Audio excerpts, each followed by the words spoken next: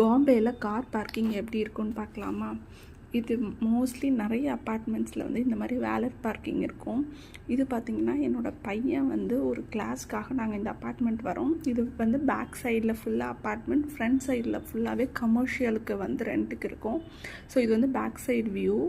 இங்கே வந்து under ground parking 2 floors இருக்குது.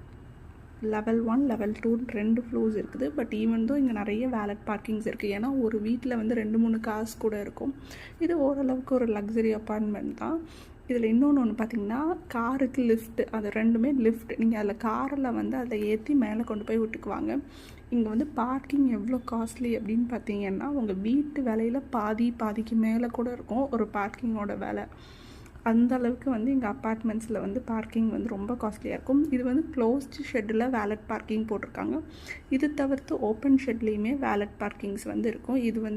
இதுவுமே வேலட் பார்க்கிங். இது வந்து க்ளோஸ்டு ஷெட். உங்களுடைய கார் வந்து ஒரு க்ளோஸ்டு ஏரியாக்குள்ளே இருக்கும்.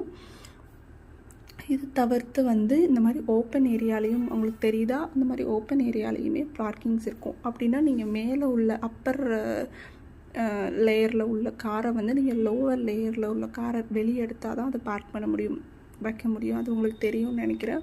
ஸோ இது வந்து one of the luxury apartment. இந்த அப்பார்ட்மெண்ட்டில் வாடகை வந்து நியர்லி 1 லட்சத்துலேருந்து 1.5 லட்சம் அந்த மாதிரி இருக்கும். வீட்டோடைய சைஸ் பார்த்திங்கன்னா ஒரு 750-800 ஸ்கொயர் ஃபீட் அவ்வளோதான் இருக்கும். அதுவே ஒரு 2 BHK வீடு கன்ஸ்ட்ரக்ட் பண்ணியிருப்பாங்க, காம்பேக்ட் ஹவுசஸ்.